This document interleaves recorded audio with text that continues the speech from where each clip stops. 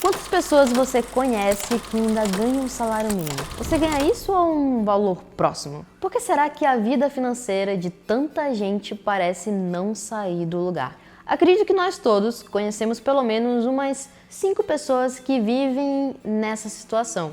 E aqui eu tô falando de pessoas próximas, porque se formos pensar além disso, eu tenho certeza que conhecemos muito mais. Mas talvez você já tenha se perguntado, será que o problema é comigo? Acaba que muita gente está muito preocupada em encontrar justificativas para os seus próprios fracassos, colocando a culpa em razões externas, como falta de oportunidade, política, entre tantas outras coisas que você encontra às vezes para fugir da própria responsabilidade.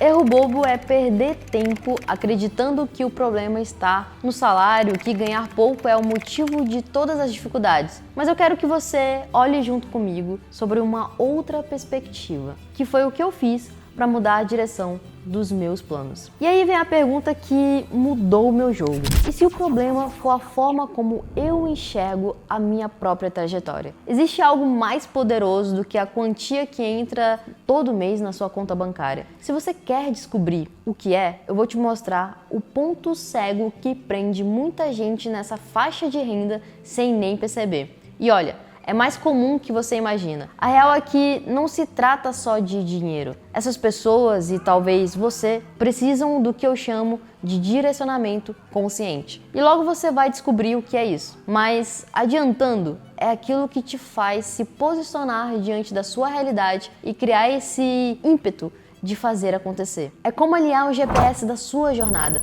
Sem isso, qualquer caminho parece longe demais, difícil demais ou rápido demais. O primeiro erro de quem ganha entre os seus R$1.500 a R$3.000 é acreditar que deveria estar sobrando dinheiro. Nós sabemos que mal é suficiente para pagar as próprias contas. Quem dirá sobrar para guardar, investir, etc. E é daí que surge uma grande culpa, como se a pessoa estivesse falhando por não conseguir guardar, quando a gente bem sabe que o sistema colabora para que isso não aconteça. Lazer, alimentação, de qualidade, transporte, saúde, tudo isso deveria estar no que chamamos de vida digna, mas não está. A maioria das pessoas não consegue viver todas essas coisas ao mesmo tempo. É uma constante escolha entre um ou outro.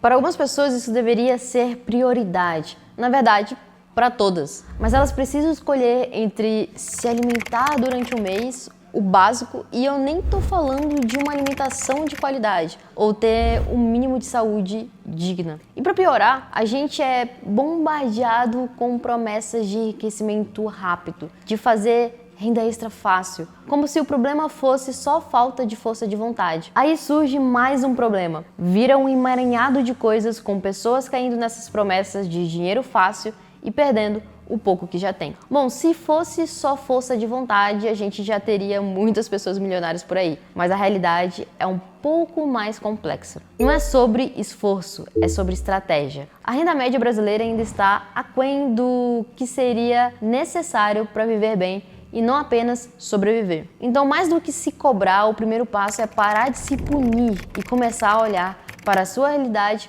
com outros olhos. E aqui é um ponto importante: olhar para a sua realidade, não ficar se comparando a quem já chegou lá. Porque a maioria das vezes a gente não sabe tudo que aquela pessoa passou para ter a vida que tem hoje.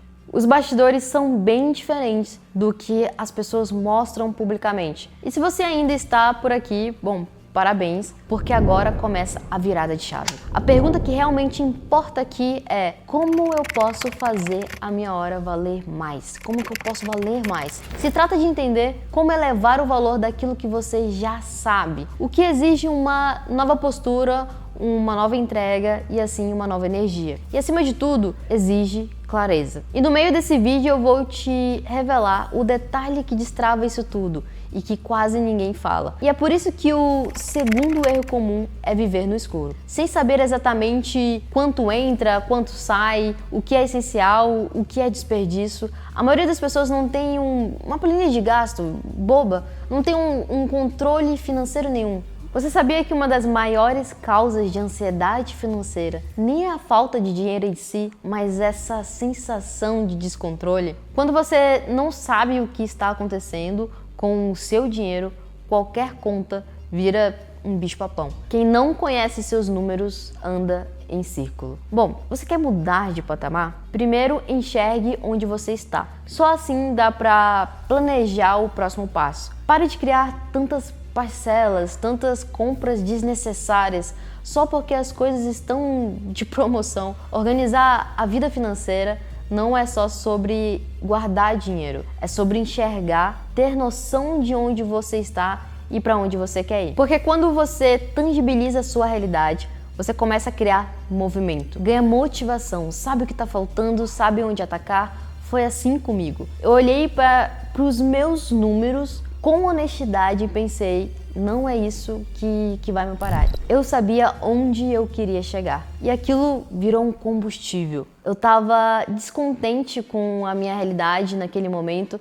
e isso me fez buscar ainda mais um outro patamar. E aqui vem um parêntese importante, não espere ganhar mais para começar a se organizar. Porque se você não sabe lidar com R$ 1.500, vai repetir os mesmos erros com 5.000, com 10.000. Isso tem tudo a ver com a sua vida financeira. Porque quando você não tem clareza de onde quer chegar, qualquer escolha parece boa. Qualquer caminho é viável. É o que eu sempre digo, você acaba vivendo no modo automático, apagando incêndios e aceitando menos do que você merece. Usando cada vez mais o cartão de crédito para cobrir as contas do próximo e do próximo mês, porque não conseguiu pagar nada agora, porque gastou mais do que devia. Agora imagina comigo, por um instante, como seria ter uma vida financeira estável de verdade. E eu nem tô falando nesse primeiro momento de riqueza, luxo, mas de conforto. Lembra do que eu disse? De comer sempre o que você quer, de poder ter o lazer, a qualidade de vida,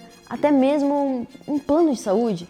Acordar com tranquilidade de saber que as contas estão pagas, que existe uma reserva sempre crescendo, que você pode levar sua família para um passeio sem fazer malabarismo com cartão, sabe? E mais, como seria poder dar uma boa vida para quem você ama? Não só de coisas, mas de tempo e de presença. Afinal, se você está sabendo lidar com o seu dinheiro, você também ganha tempo. E isso é muito importante. Esse é o tipo de liberdade que vale a pena buscar. Vale a pena lutar todos os dias por isso. E começa quando você decide sair de qualquer caminho serve e começa a trilhar o seu próprio. Mas mantenha calma quando o dinheiro começa a aumentar. Você vai achar que agora sim tudo vai se resolver. Um spoiler para você, não vai. O que acontece na prática é que a maioria das pessoas começa a gastar mais. Eu quase corri esse risco. Trocar a roupa, trocar o AP, trocar de celular e esquecer de trocar a mentalidade.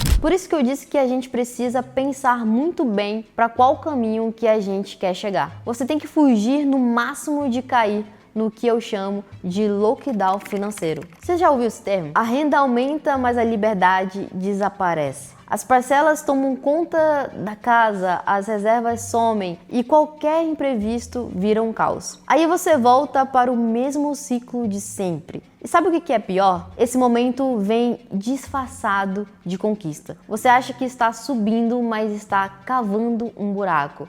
O seu salário não acompanhou um rendimento maior na sua vida. Ele acompanhou gastos maiores e não é isso que a gente está buscando. O segredo é resistir ao impulso de provar que venceu, ao invés de elevar os gastos. Você tem que manter a estrutura enxuta e focar em criar oxigênio financeiro. Essa folga é o que vai permitir montar sua reserva, investir em capacitação, criar oportunidades reais de evolução. Sabe aquele famoso dinheiro trabalhando para você? Ele só aparece depois que você para de fazer tudo pelo dinheiro. Não adianta parecer bem, é preciso estar bem de verdade. E a parte que quase ninguém te conta: liberdade financeira não é sobre ganhar muito, é sobre saber usar o que você tem hoje para construir o que você quer amanhã. É construir coisas sólidas, não só construir o dia de amanhã, mas os próximos anos da sua vida. É claro que isso exige